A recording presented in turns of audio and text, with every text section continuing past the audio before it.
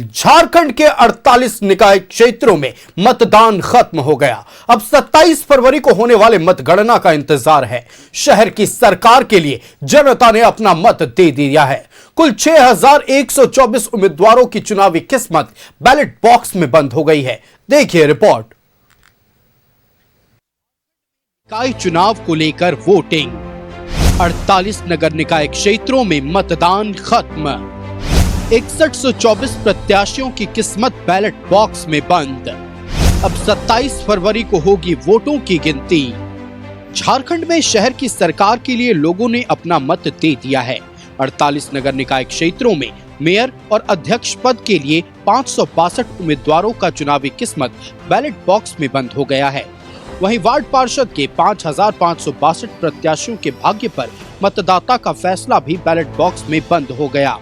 शहर की सरकार के लिए राजधानी रांची और धनबाद समेत तकरीबन सभी नगर निगम क्षेत्रों में वोटिंग को लेकर मतदाताओं में सुस्ती दिखी, लेकिन नगर परिषद और नगर पंचायत क्षेत्रों में वोटर थोड़े उत्साहित नजर आए। राजधानी रांची में राज्यपाल संतोष गंगवार ने एटीआई सभागार स्थित मतदान केंद्र संख्या 2 पर वोट डाले। वहीं लोकतंत्र के इस महापर्व में सीएम हेमंत सोरेन और उनकी पत्नी कल्पना सोरेन ने भी हिस्सा लिया। मुख्यमंत्री हेमंत सोरेन और विधायक कल्पना सोरेन ने संत कुलदीप स्कूल में बने बूथ पर मतदान किया। जो भी प्रत्याशी का उनको जिम्मेवारी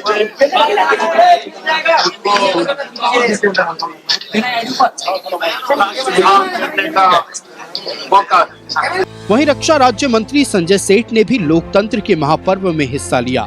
उन्होंने वार्ड नंबर 33 के मतदान केंद्र संख्या 11 पर वोट डाले। इस दौरान संजय सेठ ने राज्य निर्वाचन आयोग पर सवाल भी उठाए। उन्होंने कहा कि यह पहली बार हुआ है जब उनका मतदान केंद्र अलग है, जबकि उनकी पत्नी का मतदान केंद्र 1 किलोमीटर दूर दूसरे बूथ पर है। खोज करके लाए अंतरिक्ष से कि एक ही मत पेटी में दोनों वोट डाल दिए जाएं। इन्हीं को परेशानी होगी। यह है लिंगर करना, यह है मत गणना के सामने समय जो हमारे कार्यकर्ता रहेंगे उनको थका देना, थका दो ताकि वो नींद में रहे और आंख बंद डब्बा गोल। हटिया विधायक नवीन जायसवाल ने भी वोट डाले। इस दौरान उन्होंने सरकार पर निशाना साधा और जानबूझकर वोटर्स को परेशान करने के लिए बूथ बदलने के आरोप लगाए। चिंता का विषय तो है ही है। लोकतंत्र का महापर्व, लोगों में उत्साह है, लोग वोट देना चाहते हैं और वोटर को अपना बूथ नंबर नहीं मिल रहा है। इससे बड़ा दुर्भाग्य क्या होगा। ये चुनाव आयोग और जिला प्रशासन का काम था कि एक एक मतदाता के घर पर पर्ची पहुंचाना, ताकि उनको पता रहे कि मैं किस बूथ में जाकर वोट दूं। और जो बैलेट सरकार ने निर्णय लिया है, ये कहीं ना कहीं लोकतंत्र का गला दबाने जैसा लग रहा है कि आज 21वीं शताब्दी में हम लोग हैं। ईवीएम से सभी जगह वोट हो रहा है। पिछले बार भी हुआ, विधानसभा का भी हुआ, लोकसभा का भी हुआ। तो भाई पार्षद के या मेयर के चुनाव में इस तरह का भेदभाव करना कहीं ना कहीं विपक्ष डरा हुआ महसूस कर रहा है, इसीलिए ये षड्यंत्र कर रहा है। वहीं रांची की पूर्व मेयर और राष्ट्रीय एसटी आयोग की सदस्य आशा लकड़ा ने भी मतदान किया। राज्य निर्वाचन अधिकारी अलका तिवारी ने रांची के संत थॉमस स्कूल में बने मतदान केंद्र पर अपना वोट डाला, जबकि रांची नगर निगम में मेयर प्रत्याशी रमा खलखो ने भी अपने मताधिकार का प्रयोग किया। उधर स्वास्थ्य मंत्री डॉक्टर इरफान अंसारी ने जामताड़ा नगर पंचायत की वार्ड संख्या 13 में मताधिकार का इस्तेमाल किया। मंत्री सुदिव्य कुमार सोनू ने भी गिरिडीह में अपने मताधिकार का प्रयोग किया। सुदिव्य सोनू ने अपने परिवार के साथ बूथ पर पहुंचकर मतदान किया। वहीं हजारीबाग में भी नगर निकाय चुनाव को लेकर उत्साह देखा गया। हजारीबाग सांसद मनीष जायसवाल ने भी अपने मताधिकार का प्रयोग किया, जबकि हजारीबाग के विधायक प्रदीप प्रसाद ने भी अपने बूथ पर वोट डाले। धनबाद में नगर निगम के मेयर प्रत्याशी संजीव सिंह ने भी अपने मताधिकार का प्रयोग किया। वहीं संजीव सिंह की पत्नी और झरिया विधायक रागिनी सिंह ने भी वोट डाले। Bureau report, news 11 Bharat.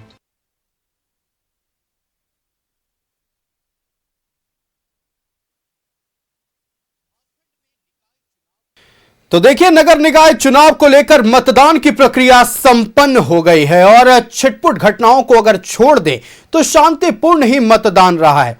चलिए वोटिंग परसेंटेज भी सामने आ गए हैं। सबसे पहले आपको पूरी जानकारी वोटिंग परसेंटेज की देखते हैं। शाम 5 बजे तक पूरे झारखंड में करीब 61.83% वोटिंग हुई है।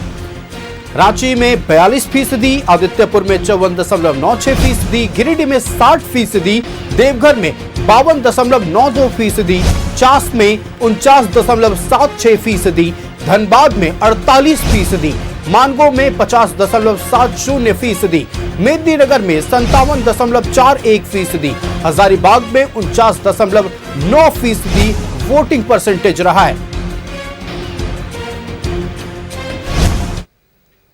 तो देखिए, जहां एक तरफ मतदान की प्रक्रिया संपन्न हुई है, दूसरी ओर वादों और दावों का दौर शुरू हो गया है। दावा यह किया जा रहा है अलग अलग राजनीतिक दल की ओर से कि हमारे समर्थित जो प्रत्याशी हैं उनकी जीत हो रही है। झारखंड मुक्ति मोर्चा ने तो यह कह दिया कि तीर धनुष का असर आपको करीब करीब 50% सीटों पर देखने को मिलेगा। लेकिन इन सबसे इतर जो आज दिन भर चर्चा रही चुनावी हिंसा को लेकर, चुनाव के दौरान जो हिंसा हुए हैं, कहां गोलियां चली हैं, एसडीपीओ पर हमला हुआ है, और इतना ही नहीं, जो वोटरों को परेशानी हुई है उस पर भी खूब बातचीत हुई है। चलिए, इन्हीं तमाम विषयों पर हम चर्चा करेंगे। हमारे साथ हमारा गेस्ट पैनल जुड़ा है। अपने अतिथियों से आपका परिचय कराएं। अशोक बड़ाइक हमारे साथ भारतीय जनता पार्टी से जुड़े हुए हैं। अशोक जी, बहुत स्वागत है न्यूजीलैंड भारत में। सुनील सिंह जी कांग्रेस पार्टी से हमारे साथ जुड़े हुए। सुनील जी, बहुत स्वागत है न्यूजीलैंड भारत में। और संजय मेहता आजसू पार्टी से हमारे साथ जुड़े हुए। संजय जी, बहुत स्वागत है न्यूजीलैंड भारत में। सबसे पहले भारतीय जनता पार्टी के पास चलते हैं। चूंकि मतदान संपन्न होते ही आज एक प्रेस कॉन्फ्रेंस किया जाता है बीजेपी के प्रदेश अध्यक्ष आदित्य साहू की ओर से, अशोक जी, और यह दावा किया जाता है कि सरकारी मशीनरी का उपयोग या दुरुपयोग कर कहीं ना कहीं चुनाव को प्रभावित करने की कोशिश की गई। आरोप यह लगाया कि एक धर्म विशेष के लोगों को बिना आईडी प्रूफ के वोट डालने दिया गया। और इतना ही नहीं, बीएलओ की कार्यशैली, चुनाव आयोग की कार्यशैली पर भी आप लोगों ने सवाल उठाए। देखिए, यह स्पष्ट है कि लोकतंत्र के इस महापर्व में जो आशंका भारतीय जनता पार्टी ने पूर्व में अपने लिखित और अलग अलग पब्लिक डोमेन पे जाकर प्रेस कॉन्फ्रेंस के माध्यम से या इलेक्शन कमीशन को ज्ञापन के माध्यम से हम लोगों ने जो आशंका व्यक्त किया था, हूबहू वही आशंका को अब परिणाम के रूप में, चरितार्थ के रूप में हम लोगों ने देखने का काम किया।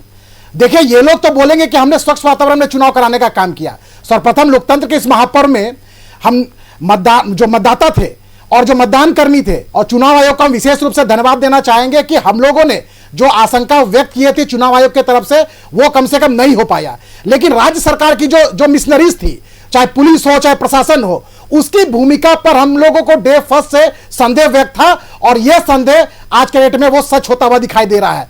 और आप इसको उदाहरण के रूप में ले सकते हैं। अब ऐसे ऐसे कई उदाहरण है जो हम आज हमारे माननीय प्रदेश अध्यक्ष जी ने प्रेस कॉन्फ्रेंस के माध्यम से आप सभी के बीच रखने का काम किया। उन्होंने बताया कि किस तरह से पुलिस प्रशासन ने धर्म विशेष को ध्यान में रखकर मतदान, जहां पर धर्म विशेष के लोगों की आबादी है, वहां voting percent maximum to maximum उसको बढ़ाया गया। और जहां लोग भारतीय जनता पार्टी के जो मतदाता थे या भारतीय जनता पार्टी के जो कार्यकर्ता थे, उनको अगर वो भगवा गमछा पहन के गए हैं तो उसको या तो खदेड़ा गया है या वोटिंग परसेंट को स्लो कर दिया गया है। मैं उदाहरण के साथ कहना चाहता हूं, मेदिनीनगर नगर निगम में 2 ऐसे वार्डों था जिसमें पूरी की पूरी पुलिस प्रशासन ने वहां एक तरह से सरकारी गुंडाई करते हुए वहां भारतीय जनता पार्टी समर्थित जो उम्मीदवार के जो कार्यकर्ता थे उसको वहां से हटाने का काम किया। और जो एक धर्म विशेष के लोगों थे उसको उसके जो मतदाता, जहां पर मतदाता की संख्या अधिक थी वहां पर बढ़ाने का काम किया। कहीं कहीं तो बोगस मतदान की भी जो हम लोगों ने आशंका व्यक्त की थी मेदिनीनगर में, वहां बोगस जो देखने को मिला। उसी तरह से गिरिडीह में हम लोगों ने लॉ एंड ऑर्डर को लेकर हम लोग प्रश्न खड़ा किए थे कि ये झारखंड पुलिस से ये चुनाव संभव नहीं है, इसके लिए केंद्र बल से सुरक्षा। अशोक जी, हम इन तमाम विषयों पर बातचीत करेंगे। देखिए, छिटपुट घटनाओं को छोड़ चुनाव शांतिपूर्ण माहौल में संपन्न हुआ। हालांकि कुछ एक नगर निगम क्षेत्रों में वोटिंग परसेंटेज जरूर कम रहा। उसको लेकर कहीं ना कहीं यह कहा जा सकता है कि जो जागरूकता अभियान लगातार चुनाव आयोग की ओर से चलाए गए, जो मतदाताओं को अपील लगातार की गई, वो पूरी तरह से धरातल पर कारगर नहीं साबित हुई है। हालांकि अगर पूरे राज्य की बात करें तो 61% के आसपास मतदान हुआ है। लेकिन इन सबके बीच भारतीय जनता पार्टी ने सरकार पर, चुनाव आयोग पर कुछ गंभीर आरोप लगाए। हम अशोक बड़ाइक जी से बात कर रहे थे, बातें पूरी नहीं हुई थी। अशोक जी, बात पूरी कर लें आप। देखिए, मेदिनीनगर के साथ साथ गिरिडीह में वो पिस्टल लगाई गई थी, पिस्टल के साथ में वहां फायरिंग की गई थी। और उसके बाद साहेबगंज में सत्ताधारी दल झारखंड मुक्ति मोर्चा के नेताओं के द्वारा वहां व्यवसायिक वर्ग को धमकाया गया, उसी तरफ जुगीसलाई में चल जाइए। और संख्यक आयोग के जो चेयरमैन है, जो हिदायतुल्ला खान है, वो अपने 50 समर्थकों और बॉडीगार्ड के साथ में जाकर जो वहां पर जो भगवा गमछा पहने हुए थे, जो भारतीय जनता पार्टी समर्थित उम्मीदवार के कार्यकर्ता थे, जो पोलिंग एजेंट बैठे हुए थे, उसको वहां से खदेड़ने का काम किया और बोगस मतदान कराने का किया। तो उसी तरह से आप चाईबासा में देख लीजिए, कमोवेश पूरी नगर निगम 48 नगर निगम में आप देखेंगे तो कहीं ना कहीं एक वर्ग विशेष के लोग हावी थे और उसके पीछे सरकार के इशारे पे पुलिस और प्रशासन पूरी की पूरी लठैती गुंडा के रूप में वहां खड़ी थी। देखिए, और तो और हम शहर की बात करें, हम रांची राजधानी में बैठकर ये डिबेट चर्चा कर रहे हैं। आज रांची की मात्र 41-42% वोटिंग पे सिमट गई है।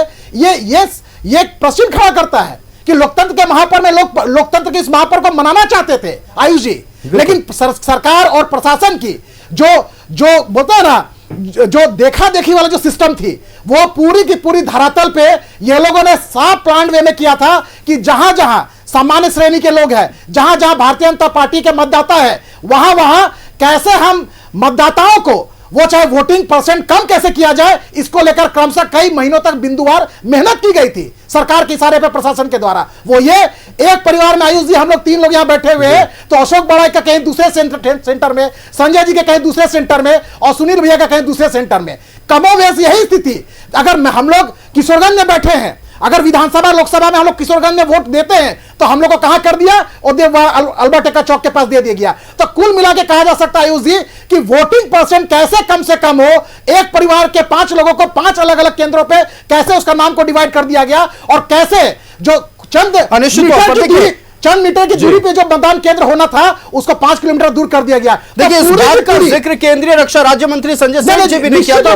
भारतीय जनता पार्टी ये आशंका व्यक्त पूर्व में कर चुकी है, और उस प्रतिनिधिमंडल में चुनाव आयोग में भारतीय जनता पार्टी के द्वारा मैं भी शामिल रहता था। इसलिए मैं डंके के चोट में आपके चैनल में कह सकता हूं कि हम लोगों ने 10-15 दिन पहले यह आशंका व्यक्त किया था, और जब यह चुनाव प्रक्रिया शुरू हुई, हम लोग बार-बार चुनाव आयोग से मांग करते रहे, सरकार से मांग करते रहे कि यह पूरी की पूरी वोटर सूची में खामियां है। अरे साहब आयुष जी, ये तो बच्चा भी समझ सकता है कि एक धर्म और वर्ग विशेष के लोगों के यहां पूरा हुजूम की हुजूम 90 और 100% मतदान हो रही है, और जहां पर वो वर्ग विशेष के लोग नहीं है वहां पर 10-20%, 30%। चलिए, मैं इन तमाम बिंदुओं पर जो आपने सवाल उठाया सत्ता पक्ष जवाब सुन लेते हैं। सुनील जी, सबसे बड़ी बात यह है कि जो आरोप है उस पर तो बाद में चर्चा करेंगे। हम लगातार आज पूरे दिन 48 नगर निकायों से लगातार तस्वीर अपने दर्शकों तक पहुंचाते रहे, और कई जगहों कई बूथों की तस्वीर देख के हम खुद चौंक गए।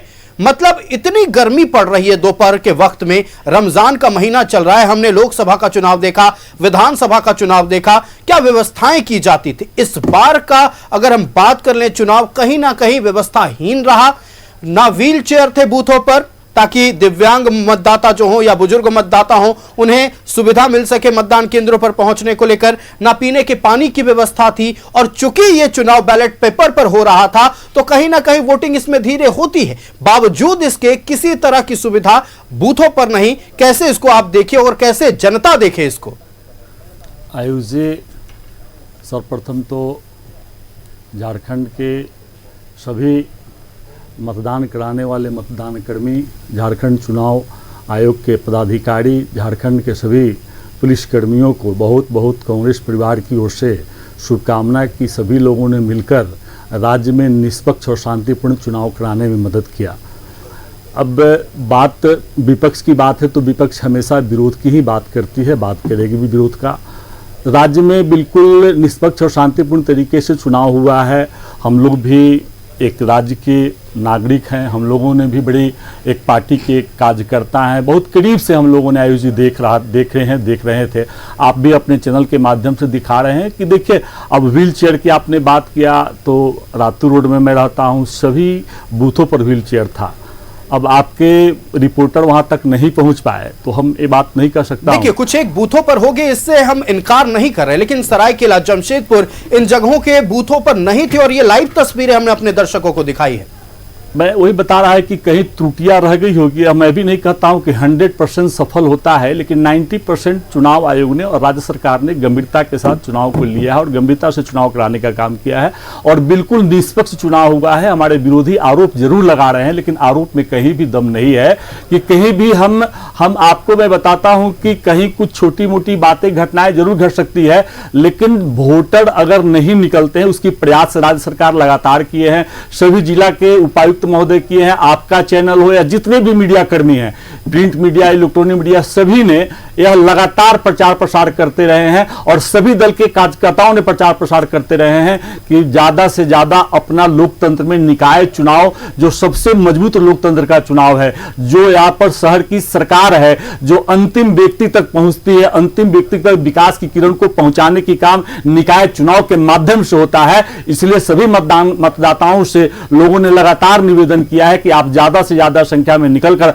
मतदान करें। तो आप देखेंगे कि रातू रोड एक बहुत महत्वपूर्ण जगह है शहर का। मैं रातू रोड में रहने वाला निवासी हूं। मैं रातू रोड में देखा कि बहुत कम मतदान कर्मी टर्नअप हो रहे थे। यह भी बात भारतीय जनता पार्टी के साथी आरोप लगाए। मैं इस आरोप से, कुछ आरोप ऐसा है जिससे मैं इनकार नहीं कर सकता हूं कि कुछ गड़बड़ियां जरूर हुआ है कि यहां का वोटर का इस वार्ड का वोटर का उस वार्ड में कर दिया गया है। इसको मैं इनकार नहीं कर सकता हूं, ऐसी गड़बड़ियां हुई हैं और ऐसी गड़बड़ियां दोबारा नहीं होना चाहिए। लेकिन इसकी संख्या बहुत नहीं आयुषी, इसकी संख्या 1% है जो गड़बड़ियां हुआ है। तो आयुषी चुनाव क्रम में हमारे आपने सभी, आपका भी चैनल लगातार पूरे प्रदेश में 48 जो निकाय चुनाव हो रहा है सभी जगह गहरी और गंभीरता से निगाहें बनाए हुआ था। बनाकर आप देखेंगे तो बिल्कुल शांतिपूर्ण चुनाव हुआ है, छोटी मोटी हिंसा छोड़कर। और भारतीय जनता पार्टी की एक राजनीति है कि हमेशा कहीं ना कहीं विकास पर बात नहीं करती है, धर्म के आधार पर बात करने लगती है और उसी पर उन्होंने बात करने का काम किया है। मैं कहता हूं कि सभी का लोकतांत्रिक व्यवस्था में श्री हेमंत सोरेन की सरकार बिल्कुल प्रतिबद्ध और कटिबद्ध है कि लोकतंत्र, संविधान और हमारे राज्य के सभी नागरिक सुरक्षित रहे और इस चुनाव में उसका प्रयास किया गया है कि शांतिपूर्ण मतदान संपन्न हुआ है। लेकिन धनबाद में जो बवाल हुआ उसकी जानकारी लेकर संवाददाता प्रकाश ग्राउंड जीरो से हमारे साथ जुड़ चुके हैं। प्रकाश, देखिए, महज 48% पूरे धनबाद नगर निगम में मतदान हुआ है, लेकिन उससे बड़ी खबर यह रही कि कई इलाकों में, धनबाद के कई इलाकों में आज मतदान के दौरान जोरदार हंगामा हुआ। कई बार तो प्रत्याशियों को, अधिकारियों को पहुंचकर मामले को शांत कराना पड़ा है। पूरे दिन क्या कुछ चला धनबाद में मतदान के इतर, वो पूरी जानकारी आप साझा करें।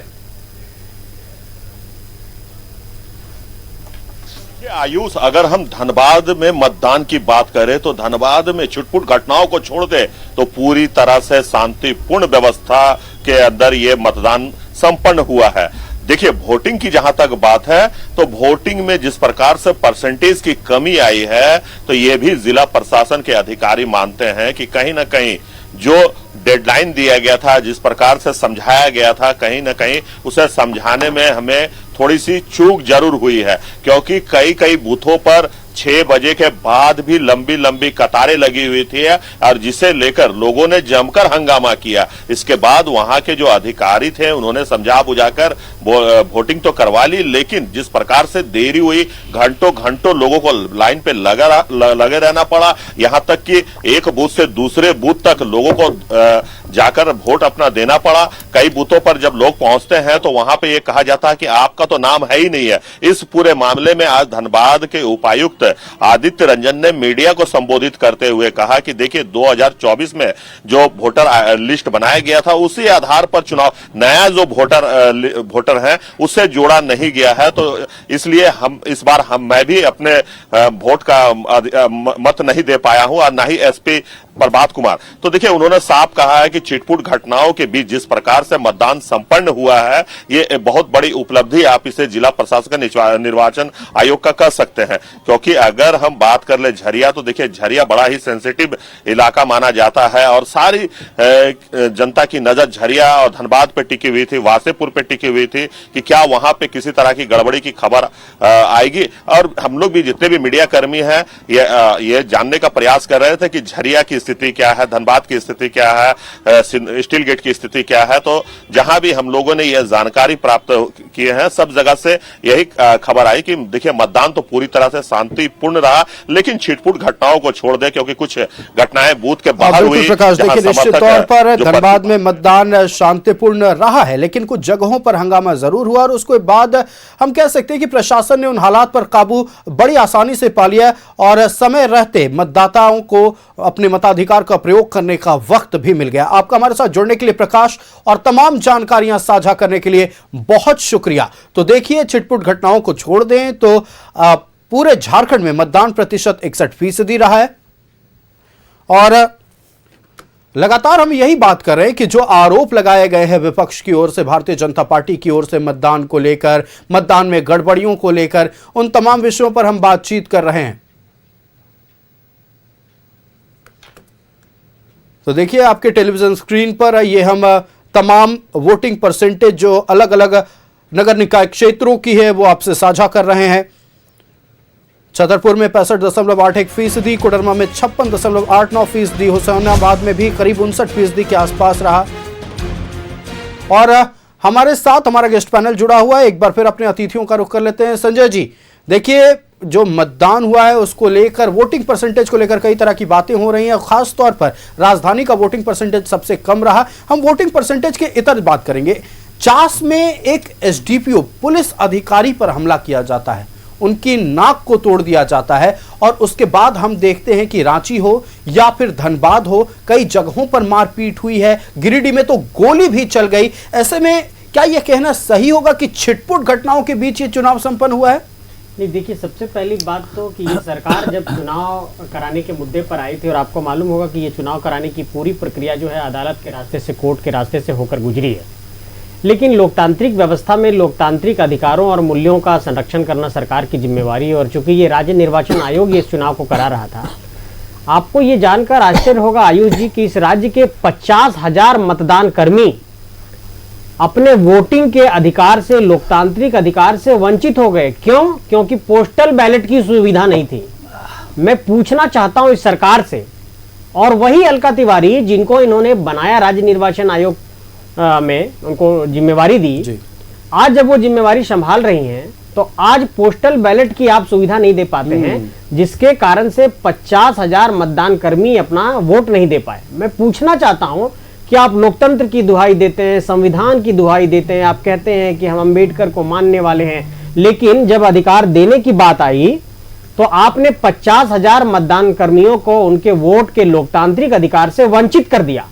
ये सवाल का जवाब कौन देगा कि इन मतदान कर्मियों के जो अधिकार को वंचित किया गया है, इनको अधिकार कौन दिलाएगा? क्या उनको वोट देने का अधिकार नहीं था? लेकिन ये 50,000 लोग आज वोट नहीं दे पाए। दूसरी बात कि पूरे राज्य के अंदर आप देखेंगे कि जो वोटिंग का परसेंटेज है, इवन कि राजधानी रांची में, जहां पर यह माना जाता है कि इस राज्य के सबसे जागरूक लोग यहां पर हैं, वहीं पर वोटिंग का परसेंटेज इतना कम हुआ। तीसरी बात कि जहां पर आप छिटपुट घटनाओं की जो बात देख रहे हैं, सरकार का जो लॉ एंड ऑर्डर है वो पहले से ही फेल रहा है। तो मेरा ये कहना है कि जब लगातार इस राज्य के अंदर आप कानून व्यवस्था पर फेल साबित हुए थे और लगातार इस राज्य में चोरी, छिनतई, मर्डर, लगातार गोलियां चलना, अभी कुछ दिनों पहले जेएमएम के ही एक नेता की हत्या हो गई, डुमरी के, जो गिरिडीह के रहने वाले थे। तो हमारा कहना है कि जब सरकार ये जानती है कि हम लॉ एंड ऑर्डर को कंट्रोल नहीं कर पा रहे, तो चुनाव जैसे संवेदनशील वक्त में सरकार को सुरक्षा व्यवस्था और मजबूत करना चाहिए था। इसके बावजूद भी सरकार सुरक्षा व्यवस्था को मजबूत नहीं कर पाई। तो चुनाव कराना, लॉ एंड ऑर्डर, इन सभी पहलुओं पर आप देखेंगे तो सरकार जो है वो बहुत उदासीन रवैया अपना रही है, या तो सरकार एक तरीके से फेल नजर आती है। इस चुनाव में यही दिखाई पड़ा कि हाँ चलो हाईकोर्ट ने कह दिया है कि चुनाव कराना है तो किसी तरह करा देते हैं। कराने की जो आंतरिक इच्छा होती है सरकार की अपने विवेक से, वो नहीं दिखाई पड़ी। और यहीं से ये पता चलता है कि ये सरकार कहीं ना कहीं इस बात को अंदर से मान करके चल रही थी कि इस चुनाव में किसी भी तरीके से अपने अनुकूल माहौल बनाना है। और पहला तो इन लोगों ने दलगत आधार पर चुनाव नहीं कराया। दूसरा, जब चुनाव अब आ गया और चुनाव आज जब वोटिंग हुआ, तो जो उनके विपक्षी पार्टी के लोग थे, उन लोगों को इन लोगों ने वंचित किया। कहीं पर हिंसक घटनाएं हुई, कहीं पर मारपीट की गई। तो पूरी तरीके से ये बात परिलक्षित हो रहा है कि ये सरकार नगर निकाय चुनाव को अपने कंट्रोल में रखना चाहती थी, अपने नियंत्रण में रखना चाहती थी। उसी के प्रतिक्रिया स्वरूप कहीं पर इस तरह की कुछ चीजें हुई हैं। क्योंकि आपने देखा होगा कि जेएमएम के कुछ नेता धनबाद में जब धांधली कर रहे थे तो उनको वहां के लोगों ने खदेड़ा और भगाया। आखिर चुनाव के समय आचार संहिता का उल्लंघन करते हुए निश्चित तौर पर देखिए, आदर्श आचार संहिता का उल्लंघन कहीं अगर हुआ है तो बिल्कुल गलत है और हम उम्मीद करेंगे कि इस पर चुनाव आयोग की ओर से कार्रवाई हो।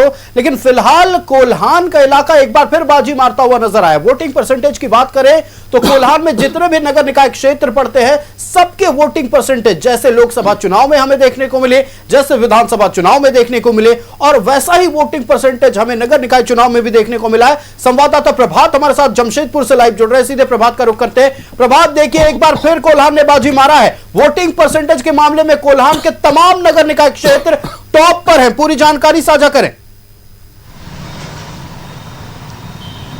बिल्कुल आयस, देखिए जिस तरीके से पूरे कोल्हान में आज नगर निकाय चुनाव को लेकर मतदान हुआ और मतदान में सबसे ज़्यादा अगर हम बात करें तो चकुलिया जो है नगर पंचायत में 72.31% ये अमूमन देखा जाता है जो ग्रामीण क्षेत्र होते हैं वहाँ परसेंटेज बहुत ज़्यादा रहता है। पिछले विधानसभा या लोकसभा में भी देखें तो कोल्हान में परसेंटेज बहुत ज़्यादा था और अच्छा परसेंटेज था मतदान को लेकर। तो चकुलिया में सबसे अच्छा परसेंटेज रहा और खासकर जो आधी आबादी थी वो घरों से निकलकर बढ़ चढ़कर हिस्सा लिए इस मतदान प्रक्रिया में। हालांकि मतदान जो बैलेट पेपर से होना था उसको लेकर कहीं ना कहीं दिक्कतें का सामना करना पड़ा। जो मतदान कर्मी जो थे या फिर मतदान करने आ रहे थे मतदाता थे उन्हें काफ़ी परेशानियों का सामना करना पड़ा था। हम ये बातें भी चर्चा में कर रहे हैं। हम लोगों ने खबरें भी कई ऐसी दिखाई हैं कि अगर मान लीजिए मेरा बूथ ही अगर 3 नंबर में है तो मेरा वोटिंग वहाँ पे है, मेरे परिवार का लोगों का 1 किलोमीटर दूर कर दिया गया। तो इसको लेकर बहुत सारी ओहापोह थी, लेकिन उसके बाद भी बम्पर वोटिंग हुई और कोल्हान फिर से एक बार विधानसभा और लोकसभा की तरह पोस्ट परसेंटेज में आगे रहा। लेकिन जिस तरीके से पूरे जुगसलाई नगर परिषद की बात करें, चकुलिया नगर पंचायत की बात करें या फिर मानगो नगर निगम की बात करें या फिर अन्य कोल्हान के जैसे आदित्यपुर नगर निगम हो या फिर सरायकेला की बात करें, तो इन जगहों पर कहीं ना कहीं जो वोटिंग परसेंटेज एक्चुअल में होना चाहिए था वो हो नहीं पाया। चूँकि जो मतदाता थे वो बहुत ओहापोह की स्थिति में थे। मतदाता एक बूथ पे से तीसरे बूथ चौथे बूथ घूमते नजर आए। चूँकि पर्चा जो बंटना था वो भी प्रॉपर बीएलओ के द्वारा नहीं बांटा गया। हालांकि जो प्रत्याशी खड़े थे उनके अभ्यर्थी के द्वारा पर्चा बांटा गया था, लेकिन कहीं ना कहीं ये कमियां नज़र आई। तो और अगर सही से इम्प्लीमेंट किया गया होता तो और अच्छा परसेंटेज आता। निश्चित तौर पर जो जुगसलाई में है जो लगभग 44,239 मतदाता है जिसमें 26,000 के आसपास पोलिंग हुआ है। मानगो नगर निगम की अगर हम बात करें तो 1,96,000 से ऊपर मतदाता है, तो वहाँ लगभग 99,000 के आसपास परसेंटेज मतदान हुए। तो मतदान तो अच्छा हुआ है। मानगो में भी जो कयास लगाए जा रहे थे कि 50% से नीचे रह गए, नहीं लास्ट आवर तक 5 बजे तक 50% पार कर गए। तो मतदान तो काफ़ी अच्छा हुआ है पूरे कोल्हान में अगर हम बात करें। लेकिन अब जिस तरीके से मतदाता बढ़ चढ़कर इस मतदान में शामिल हुए हैं, ये तो 27 तारीख को पता चलेगा कि कौन। निश्चित तौर पर प्रभात, देखिए 27 तारीख को पता चलेगा कि आखिरकार जितने पसीने बहाए गए हैं प्रत्याशियों की ओर से उस पसीने ने क्या रंग लाया है और जनता का कितना विश्वास उन्होंने जीता है। प्रभात, आपका हमारे साथ जुड़ने के लिए और तमाम जानकारियां साझा करने के लिए बहुत शुक्रिया। तो देखिए लगातार हम चर्चा कर रहे हैं और चर्चा इस बारे में हो रही है कि वोटिंग परसेंटेज में कई इलाकों में गिरावट दर्ज की गई है, कई जगहों पर हमने देखा है कि अच्छी वोटिंग हुई है। लेकिन उन सब से इतर जो पूरे चुनाव के दौरान मुद्दा रहा और चुनाव के बाद जो मुद्दा गर्म हुआ है उस पर बात करते हैं। हमारे साथ भारतीय जनता पार्टी से अशोक बड़ाइक जी। अशोक जी, एक बहुत खास मुद्दा उठाया संजय मेहता जी ने अभी कि करीब अगर हम बात कर ली जाए कम से कम 30,000 जो मतदान कर्मी हो उनको संविधान द्वारा प्रदत्त सबसे बड़े अधिकार से वंचित रखा गया। क्या भारतीय जनता पार्टी मताधिकार का उपयोग नहीं होने से, मताधिकार से वंचित रखने को लेकर कोई कदम आगे उठाने वाली है? देखिए आयुष जी, हम लोग सबसे पहले यही इस सरकार के ऊपर प्रश्न खड़ा करते हैं। यह सरकार बोलती है कि हम लोकतंत्र के सबसे बड़े रक्षक हैं और लोकतंत्र को लेकर बड़ी बड़ी बातें करते हैं, देश भर में हाय तौबा मचाने लगते हैं। जब लोकतांत्रिक व्यवस्था के तहत जब चुनाव कराने की बात आती है तो ये लोग दुम दबा के भाग जाते हैं। आज इसका जीता जागता उदाहरण देखने को मिल रहा है।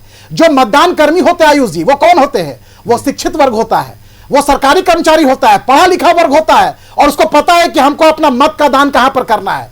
तो ये साफ ये लोगों ने लोकतंत्र के अधिकार से उसको सीधे वंचित कर दिया गया। अगर आंकड़ा वो आप 30,000 बोल रहे हैं, संजय जी 50 बोल रहे हैं, मेरे पास भी 20 और 30 का आंकड़ा है। अगर ये वाकई इतने बड़े आंकड़ा को ये सरकार की जो बोलते हैं ना योजनाबद्ध तरीके से अगर उसको मत के अपने अधिकार से वंचित कर दिया गया, तो मैं सीधे आरोप आपके चैनल के माध्यम से सरकार पर लगाता हूं कि यह सरकार लोकतंत्र की चीरहरण करने वाली यह सरकार है। और यह कांग्रेस, झारखंड मुक्ति मोर्चा, आरजेडी के लोग जो लोकतंत्र के बारे में बड़ी बड़ी बातें करते हैं, इनको बोलने का तनिक भी अधिकार नहीं है। आज पूरे राज्य के जो सरकारी मतदान कर्मी थे, वो लोग बोल रहे कि हमको भी वोट देना था। हम लोगों ने कई बार, हम लोग व्यक्तिगत रूप से भी बात की कि आपका पोस्टल बैलेट का वोटिंग कर लिए क्या?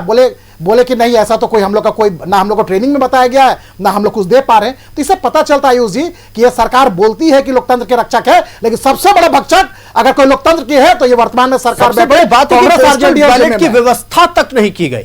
निश्चित रूप से देखिए, जिस तरह से आप देखें कि लोकतांत्रिक व्यवस्था में जिन जिन बिंदुओं को जो अच्छे माहौल में, अच्छे वातावरण में करनी चाहिए था आयुष जी, पूरी की पूरी लोकतांत्रिक व्यवस्था का चीरहरण कर दिया गया। आप मतदान कर्मी का तो जो हुआ वो छोड़िए, ना कोई मॉडल बूथ बनाया गया, बूथ में ना पानी पीने की सुविधा मतदान कर्मी के, ना शौचालय की सुविधा, ना पीने की सुविधा, ना खाने की सुविधा, ना उनकी सुरक्षा की सुविधा। आज रांची राजधानी के अंदर में जो इदरिसिया स्कूल के अंदर में जिस तरह से मतदान कर्मी भयभीत थे, वो वीडियो आपने भी देखा, हम लोग भी देख रहे दिन से, उसे पता चलता है। और गिरिडीह में जिस तरह से पिस्टल लहराए गए बूथ में, साफ पता चलता है कि मतदान कर्मी अपने जान को जोखिम में लेकर ये मतदान कर रहे, लोकतंत्र के महापर्व में अपनी आस्था व्यक्त करने के लिए अपने जान को जोखिम में डाल के उतरे हुए थे। ये क्या है? पूरी की पूरी जान को जोखिम में डाल के उतरे हुए हैं। बूथ की पूरी अव्यवस्था देखने को मिल रही है। वोटिंग लिस्ट में जो वोटर लिस्ट है, पूरी की पूरी गड़बड़ी है। मतदाता आ रहे हैं तो उसको समझ में नहीं आ रहा है कि मेरा अमुक मतदान केंद्र में है कि दूसरे मतदान केंद्र में। तो इससे पता चलता है कि ना तो सुरक्षा व्यवस्था की गई, ना तो मतदान कर्मी को सुरक्षा या अच्छे वातावरण उसके लिए उपलब्ध कराया गया, ना तो लोकतंत्र में आस्था रखने वाले शहरी मतदाता हो, ग्रामीण के मतदाता हो, जो हजारों लाखों की तादाद में जो आए थे, उसको यह सरकार के जो बोलते हैं ना कुव्यवस्था के कारण उनको वंचित कर दिया गया। इससे पता चलता है जी कि यह सरकार, चुनाव सिर्फ एक दिखावा था इसके लिए, क्योंकि भारतीय जनता पार्टी का आंदोलन और माननीय न्यायालय के आदेश के बाद जब यह सरकार चुनाव कराने उतरी तो इनकी इच्छा नहीं थी। ये चाहते हैं कि यह सरकार राज्य में हमारी एकल सरकार चले, कोई नीचे स्तर पर सरकार ना रहे, हम ही इसके ऊपर कंट्रोल में बैठे रहे। यह सरकार की रवैया से साफ पता चलता है। चलिए, तो आपके इन तमाम सवालों का जवाब लेने चलते हैं। कांग्रेस से सुनील सिंह जी हमारे साथ हैं। सुनील जी, जो हजारों मतदान कर्मियों को उनके मताधिकार से वंचित रखा गया, कौन दोषी है? आप क्या मानते हैं? कांग्रेस पार्टी किसे दोषी मानती है चूंकि सबसे बड़े अधिकार से वंचित रखा गया? आयु जी, पहले तो हमारे साथी जो आरोप लगा रहे थे, हमारे दो साथी यहाँ पर बैठे हुए हैं, कोई 50 कह रहा है, कोई 20 कह रहा है, कोई 30 कर रहा है, तो इस सीधे झूठा आरोप है। नहीं बिल्कुल हाथ खबर की रिपोर्ट है। नहीं, हमने ग्राउंड जीरो पर कवर किया है, मतदान कर्मियों से बात की है लाइव कैमरे पर। रिपोर्ट प्रभात खबर छप गया आज क्या? राधे श्याम प्रसाद इन लोगों मैं आ रहा हूं, मेरी बात तो सुनिए। आयोग के सचिव हैं राधे श्याम प्रसाद, उनका बयान है। उन्होंने साफ तौर पर यह कहा है कि हम पोस्टल बैलेट की सुविधा नहीं दे पाए हैं, इसके कारण से जो मतदान कर्मी हैं वो वोटिंग से वंचित रह गए हैं। सवाल यह है कि अगर एक व्यक्ति भी वोटिंग के अधिकार से वंचित होता है तो इस विषय को संज्ञान में लिया जाना चाहिए, और वो भी सुनियोजित तरीके से। आपने जाहिर तौर पर एक बड़े बिंदु पर प्रकाश डाला है। सुन लेते हैं। आप तो फिर गलत बात कर रही आप, सुनील जी गलत बात कर रही है। आप लोग झूठा आरोप आपने नहीं बोला था।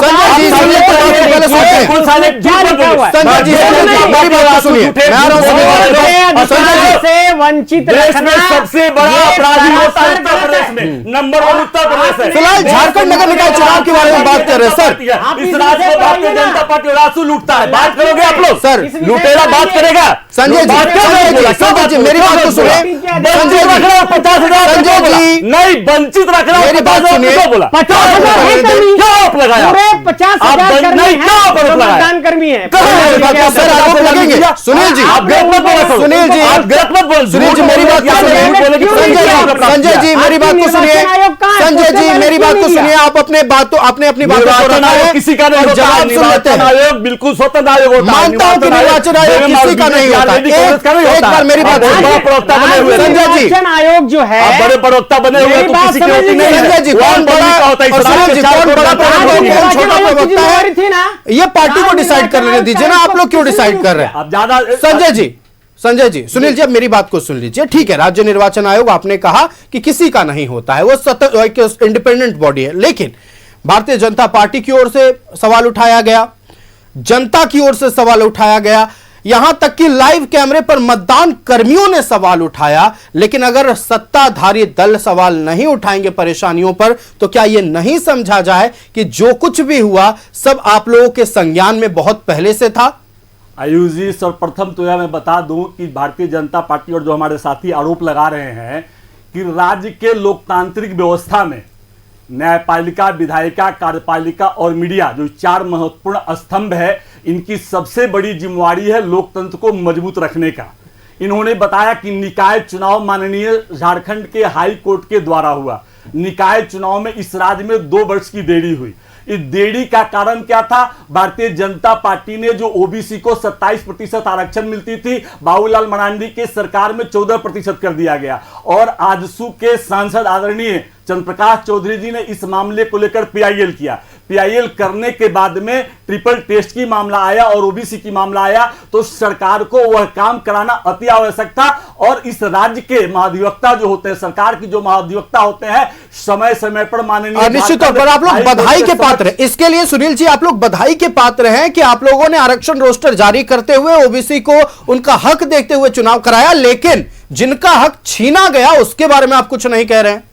आयुष जी, तो उसके बाद जब हाई कोर्ट ने सरकार को बुलाया, चुनाव को गंभीरता से लेते हुए हाई कोर्ट सरकार के महाधिवक्ता महोदय ने अपना जाकर वहां पर बात रखा। और लोकतांत्रिक व्यवस्था में व्यवस्था बना हुआ है कि आपको मानना पड़ेगा। और सरकार को जब हाई कोर्ट ने आदेश दिया, यह कहे कि आनंद फानंद में चुनाव कराया गया, माननीय हाई कोर्ट ने कहा कि मार्च के पहले आपको चुनाव करा लेना, निकाय चुनाव, तो सरकार ने माननीय हाई कोर्ट का सम्मान करते हुए, इस राज्य के 4 करोड़ जनता की सम्मान करते हुए, इस राज्य की नगर निगम निकाय की चुनाव जो कराना अति आवश्यक था, जो नहीं हो पा रहा था, उसके लिए सरकार कटिबद्ध और प्रतिबद्ध थी। और इस राज्य के चुनाव आयोग कटिबद्ध था। लेकिन सुनील जी, जो तमाम तरह की सुविधाएं, और आप ही के चैनल में अभी आपने धनबाद को जोड़ा, क्या धनबाद में बोले कि छिटपुट घटनाओं को छोड़कर, सभी चैनल ये बता रहा है कि छिटपुट घटनाओं को छोड़कर कुछ घटनाएं घटी है। लेकिन भारतीय जनता पार्टी जो आरोप लगा रही है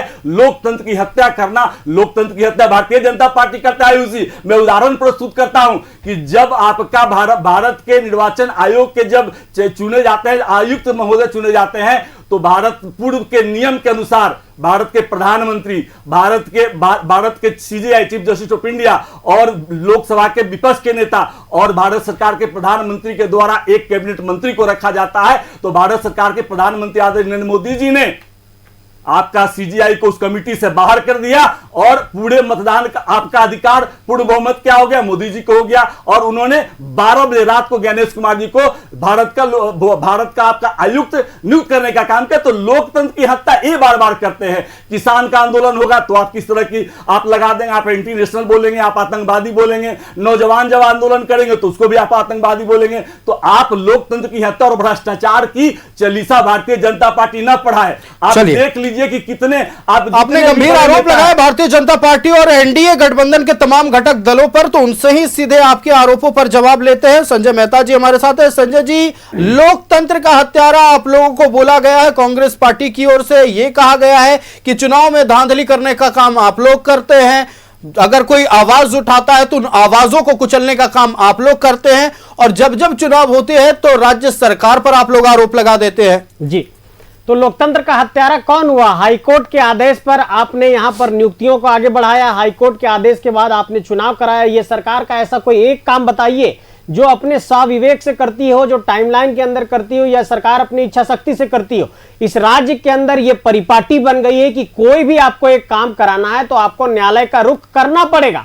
इस राज्य के अंदर आपको एक छोटा सा भी कोई काम कराना है तो आपको न्यायालय के पास जाकर के दरवाजा खटखटाना पड़ेगा। और मैं इस सरकार के नुमाइंदों से पूछना चाहता हूं, सरकार में जो लोग बैठे हुए हैं, जो भी यहां की राजनीतिक सत्ता को संभाल रहे हैं, कि आप ये बताइए कि जब नगर निकाय का चुनाव आप चाहते थे कराना, तो ट्रिपल टेस्ट कराने में आप इतनी देरी क्यों कर रहे थे? ट्रिपल टेस्ट भी आपने तब कराया जब आपको न्यायालय ने आपको कहा कि यहां पर सशरीर उपस्थित होइए, नहीं तो आपको जो है सो अवमानना का नोटिस दिया गया। उसके बाद आपने चुनाव कराया। तो मैं ये पूछना चाहता हूं कि लोकतंत्र का गला किसने घोटा? इस राज्य के अंदर आपको समय से चुनाव कराना चाहिए था, इस राज्य के अंदर आपको समय से ट्रिपल टेस्ट कराना चाहिए था। अब देखिए 2027 में पंचायत का चुनाव होगा, 4345 पंचायत है, और इससे पहले जब 2022 में पंचायत का चुनाव हुआ तो बिना ओबीसी रिजर्वेशन के हुआ था। अब सरकार ये जवाब दे कि 4345 पंचायतों में 2027 का पंचायत का चुनाव होना है, तो क्या सरकार उसके लिए कोई सर्वे का काम कर रही है? क्या ट्रिपल टेस्ट कर रही है? 10,000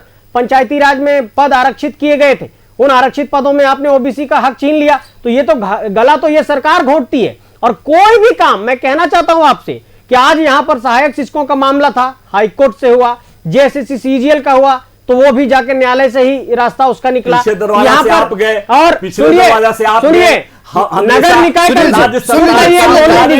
नगर निकाय का चुनाव हुआ तो न्यायालय के रास्ते से हुआ को नौकरी और बात पिछले दरवाजे से जाकर एफआईआर करने की काम करती है। आपका यह चरित्र है। फिलहाल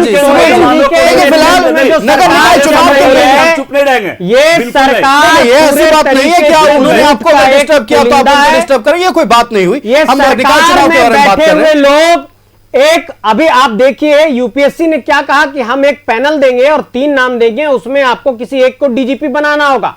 आप क्या करते हैं? एक्सटेंशन देकर के डीजीपी बनाते हैं। ये नियम नहीं है। आप एक ऐसा आज के मुद्दे पर लौटते हैं, आईपीएस नहीं जिसको डीजीपी बना सकते। सुनील जी, नियमों का गला घोटने वाली ये सरकार है। चुनाव को लेकर हम बातें कर रहे हैं। अपने अनुकूल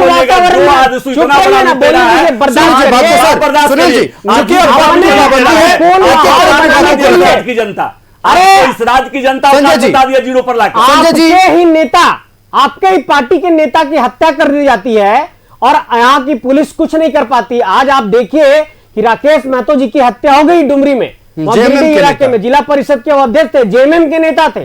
सत्ताधारी दल के नेता भी सुरक्षित नहीं है। आपने देखा होगा कि और कितनी हत्याएं हुई इस राज्य के अंदर। मैं यही सवाल पूछना चाहता हूं, लॉ एंड ऑर्डर पर फेल, नौकरी पर फेल, नियमों को लागू करने पर फेल, नियुक्तियां देने में फेल, चुनाव कराने में भी न्यायालय के रास्ते से जब फटकार लगी तब चुनाव कराया। आप इस राज्य के अंदर एक भी ऐसा कोई थाना बताइए जहां पर वसूली नहीं चल रही हो, एक भी ऐसा अंचल बताइए जहां पर वसूली नहीं चल रहा हो, एक भी डीसी ऑफिस बताइए जहां वसूली चल रहा हो, एक भी म्यूटेशन।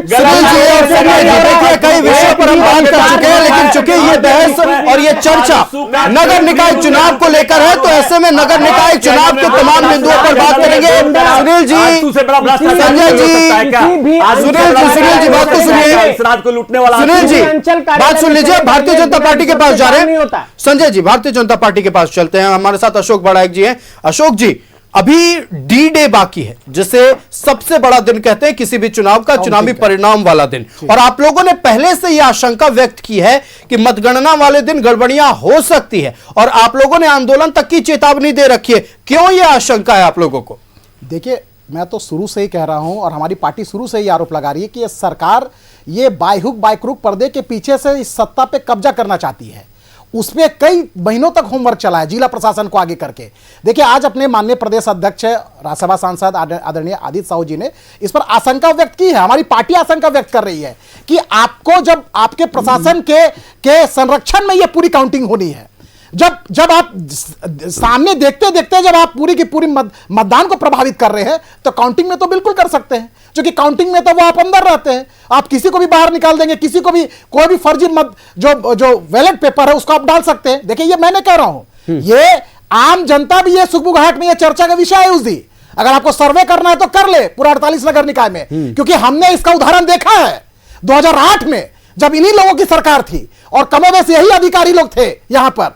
उस समय भी हम लोगों ने देखा है कि लोकतंत्र का किस तरह से ये लोग दुष्कर्म करके बैकडोर से, पर्दे के पीछे से सत्ता पे काबिज हुए थे। आज वही लोग चुनाव लड़ रहे हैं, वही लोग चुनाव करवा रहे हैं और वही लोग की सरकार भी है। इसलिए हम लोग मांग करते हैं कि पूरी की पूरी लोकतंत्र को अगर स्वस्थ लोकतंत्र बनाना है, देखिए स्वस्थ लोकतंत्र का परिभाषा क्या है? मतदान अच्छे वातावरण में हो, 100% मतदाता मतदान करे, सुरक्षापूर्ण वातावरण में करे, और जो मतगणना भी हो वो भी अच्छे वातावरण में हो, सुरक्षित वातावरण में हो और बिना कोई देश भेदभाव के हो। हम यही आरोप लगा रहे हैं। अगर ये नहीं होती है, सरकार के निर्देश पर पुलिस प्रशासन अगर भेदभाव करती है, गड़बड़ी करती है, तो हम एक सशक्त विपक्ष की भूमिका में इस प्रदेश में अपने कर्तव्य का निर्वहन कर रहे हैं। और हम 48 नगर निकाय क्षेत्र के जो विश्वास उन्होंने उस बॉक्स में डाला है, उस विश्वास पर विश्वासघात होने नहीं देंगे और जोरदार तरीके से आंदोलन करने का काम करेंगे। चलिए, जोरदार तरीके से आंदोलन करने का काम किया जाएगा। संजय जी, वक्त की पाबंदी है, 30 सेकंड में अपनी बात पूरी करें। 30 सेकंड में बात कह रहा हूं पूरे राज्य में लोगों ने नीली स्याही को दिखाया मतदान देने के बाद, और गांडे की जो विधायक, माननीय विधायक हैं हमारी कल्पना सोरेन मैडम, वो अंदर जाकर के तस्वीर खिंचा रही हैं। मतलब आम आदमी के लिए नियम अलग है,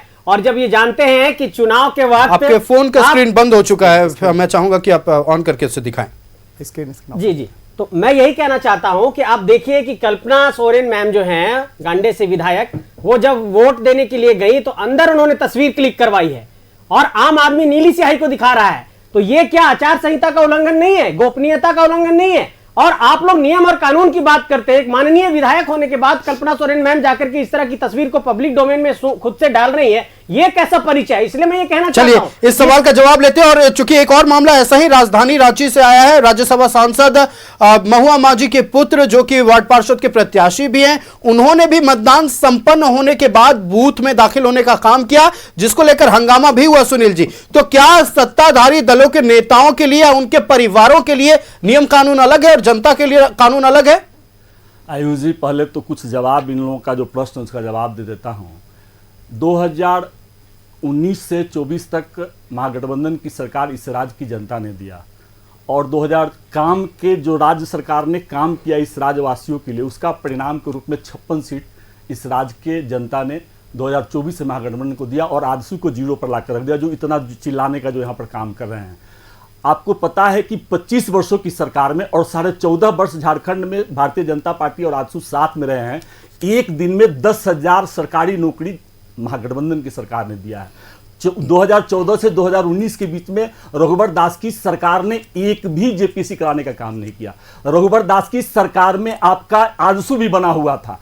मैनहट जो था ब्लैकलिस्टेड, बिहार सरकार ब्लैकलिस्टेड किया था, उसको आदरणीय रघुवर दास जी ने आपका बिना टेंडर का नॉमिनेट कर दिया, टेंडर सिस्टम का काम उन्होंने देने का काम किया। सर, लेकिन जेएसएससी द्वारा ब्लैकलिस्टेड कंपनी को जेपीएससी भी दोबारा मौका दे रही है झारखंड में। बात को रखते हैं, इस राज्य के भारतीय जनता पार्टी रघुवर दास की सरकार ने विधानसभा और हाईकोर्ट के निर्माण में बिना वित्तीय कंसेंट लिए हुए, बिना वित्त विभाग का कंसेंट लिए हुए, बिना टेंडर किए हुए 300 करोड़ का 600 करोड़ का करने का काम किया। तो यह भ्रष्टाचार है भारतीय। देखिए, भ्रष्टाचार पर चर्चा कर लेंगे सर किसी दिन, निकाय चुनाव पर बात। और आजसू का कभी हिम्मत नहीं हुआ कि इन बातों पर उठाए, और ये जो बात लगा रहे थाना की वसूली, आपके पास अगर प्रूफ नहीं हो तो इस तरह की बात किसी और दिन थाना की वसूली, अवैध कोयला चोरी, बालू चोरी, हम सब पर चर्चा कर लेंगे। आज वक्त की पाबंदी है, नगर निकाय के बारे में बातचीत हो रही है। लगा सकते हैं बिल्कुल। आप चैनल में बैठ के, आप में ताकत है, आप में धरातल पर ताकत है, तो आप आंदोलन करके दिखाओ। आजसू के साथ एक भी लोग इस राज्य के नहीं जुड़े हुए हैं, एक भी भारतीय जनता पार्टी के लोग साथ जुड़े हुए नहीं है। आप कहने से नहीं होता है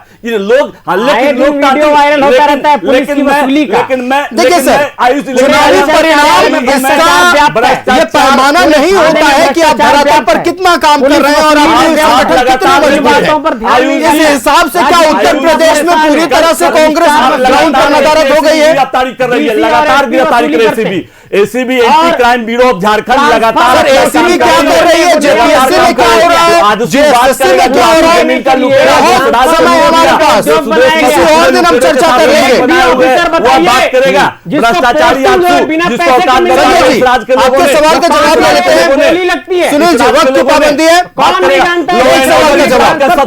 एक सवाल का जवाब आपको नहीं दिया। का पुलिसिंग है, 100% अपराधी पकड़े जाते हैं, अपराध कम करने का लगातार कोशिश होता है। हम इन बारे में, इन तमाम विषयों पर किसी और दिन चर्चा कर लेंगे। आपके सवाल का पहले जवाब ले लेते। मेरे एक सवाल का जवाब आपने सुनील जी नहीं दिया। क्या सत्ताधारी दल के नेताओं के लिए, उनके परिवार के लोगों के लिए कानून अलग है? इसका जवाब दे दीजिए। क्या प्रधानमंत्री के लिए कानून बना हुआ है? क्या प्रधानमंत्री अगर जा रहे हैं वोटिंग देने के लिए, वहां फोटोग्राफर साथ में जाता है कि नहीं? आयुष जी बताइए। लेकिन हम आपको इस बात का भी पूरी जानकारी दे देते हैं कि वो जो ईवीएम जहां पर होता है उस इलाके में प्रधानमंत्री जी के साथ भी कैमरा नहीं जाता है, लेकिन यहां कैमरा जा रहा है, फोटो खिंचाई जा रही है। आयुष जी, मैं यह बात जो आप बता रहे हैं, जो साथी हमारे जो प्रश्न उठाए बड़ा हंस रहे थे, मजाक उड़ा रहे थे, मेरा कहना है कि हंसने की आवश्यकता नहीं है, बिल्कुल आवश्यकता नहीं। अब चुनाव आयोग, आप विपक्ष में बैठे हुए हैं ना, आप तो बहुत तेज तरार है, आप तो खुदे कहते हैं कि हमारा जान माल का डर है सत्ता दल से, और जब कहा जाता है कि एफआईआर करे तो आज तक बाबूलाल मरांडी जी एफआईआर नहीं किया। तो भाई आप लोग खाली झूठ सच स्क्रीन पर बोलते हैं। अगर इस तरह की बातें हैं तो लोकतंत्र का दरवाजा खुला हुआ है। कहां चुनाव आयोग आपने तो भगा दिया। हमारे साथी बोल रहे थे कि भगा दिया जाए काउंटिंग से। इस राज्य में जहां भी 48 निकाय का चुनाव हुआ है सभी जगह सभी दलों का, चलिए आपने इस सवाल का जवाब दे दिया कि चुनाव आयोग का दरवाजा खुला हुआ है। लोकतांत्रिक प्रक्रिया के तहत आप अपनी शिकायत जाकर दर्ज करा सकते हैं। संजय मेहता जी, जितनी भी बातों से आपत्ति हुई है विपक्षी दलों को, या भारतीय जनता पार्टी हो या आजसू पार्टी हो, आप लोग क्या सब मिलकर चुनाव आयोग जाकर उन तमाम अनैतिक गतिविधियों के खिलाफ शिकायत दर्ज करेंगे? निश्चित तौर पर ऐसी बातें हम लोगों के संज्ञान में आई और निश्चित तौर पर इसको हम लोग उचित फोरम पर रखेंगे। लेकिन ये तो एक दूसरा पहलू हो गया कि जब आपने कुछ काम कर दिया उसके बाद हम लोग शिकायत करने जाएंगे। लेकिन मैं ये कहना चाहता हूं कि अपना विवेक क्या कहता है, अपना आचरण क्या कहता है, एक लोकतांत्रिक सुचिता क्या कहती है कि आप जब एक संवैधानिक पद में बैठे हैं, झारखंड के लोकतंत्र की सबसे बड़ी मंदिर विधानसभा के आप सदस्य हैं, आप गांधे को प्रतिनिधित्व करते हैं, और आप क्या करते हैं कि जब मतदान देने जाते हैं तो अंदर से अपनी तस्वीर जारी करते हैं। बिहार के चुनाव में मॉडल अपनी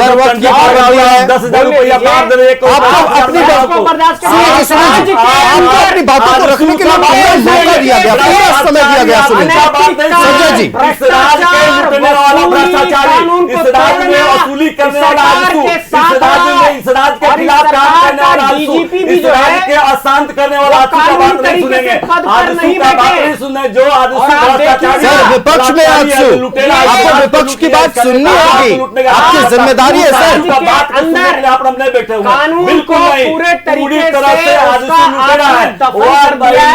चलिए देखिए, कई आरोप प्रत्यारोप लगने शुरू हो गए हैं चुनाव के दौरान। जो कुछ भी हुआ उन तमाम विषयों को लेकर अब तमाम विपक्षी दल की ओर से सवाल उठाए जा रहे हैं। चाहे वो किसी प्रत्याशी को चुनाव के बाद बूथ के भीतर दाखिल होने की बात हो, चाहे गोली चलने की बात हो, चाहे एसडीपीओ के साथ मारपीट की बात हो, या फिर तमाम मतदान कर्मियों को उनके मताधिकार से वंचित रखने की बात हो, इन सभी विषयों को उठाया गया है। लेकिन अब तक जो कुछ हुआ है उससे बड़ी बात यह है कि 27 फरवरी को मतगणना होनी है। ऐसे में भारतीय जनता पार्टी ने आशंका व्यक्त की है कि मतगणना में गड़बड़ी हो सकती है। हो सकता है कि जिला प्रशासन हो या तमाम चुनाव कार्य में या मतगणना कार्य में लगे हुए अधिकारी इस आशंका को पूरी तरह से खारिज करवा देंगे। मुस्तैदी उनकी देखने को मिलेगी और उम्मीद करते हैं कि किसी तरह की कोई गड़बड़ी ना हो। पल पल की अपडेट न्यूज़ 11 भारत आप तक पहुंचाता रहेगा। फिलहाल हम अपने अतिथियों का धन्यवाद करें। अशोक बड़ाई जी भारतीय जनता पार्टी से हमारे साथ जुड़े हुए थे, हमारे साथ सुनील सिंह जी कांग्रेस पार्टी से जुड़े हुए थे, और संजय मेहता जी आजसू पार्टी से हमारे साथ जुड़े हुए थे। आप तीनों का बहुत शुक्रिया न्यूज़ 11 भारत को समय देने के लिए और इन तमाम महत्वपूर्ण बिंदुओं पर चर्चा के लिए। तो फिलहाल इस पेशकश में इतना ही, मुझे दीजिए इजाजत। देखते रहिए न्यूज़ 11 भारत। नमस्कार।